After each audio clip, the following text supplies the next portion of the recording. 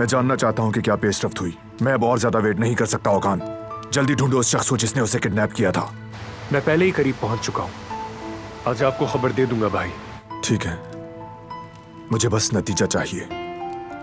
जब तक उसका पता नहीं चल जाता, वो यानी मेरी बीवी खुद को महफूज नहीं समझेगी।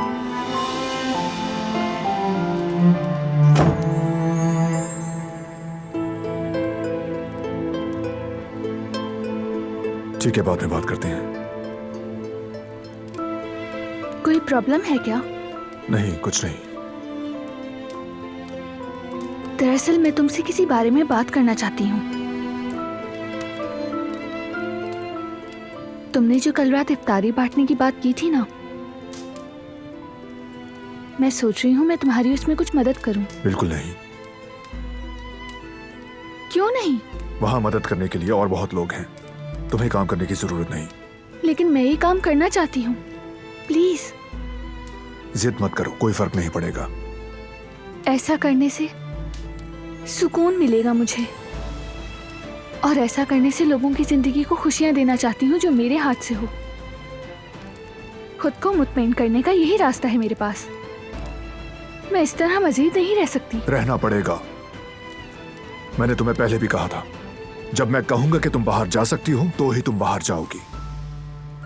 बंद करो अब ये टॉपिक। तुम ऐसे क्यों हो? आखिर क्यों करते हो ऐसे मेरे साथ?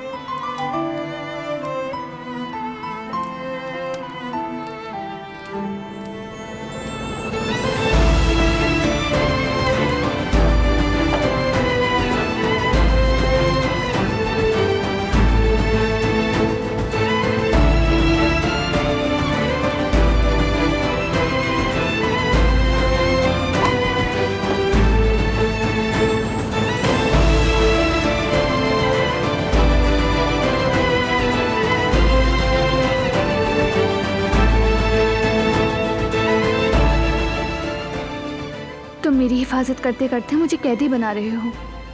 काश कि तुम्हें एहसास हो जाए।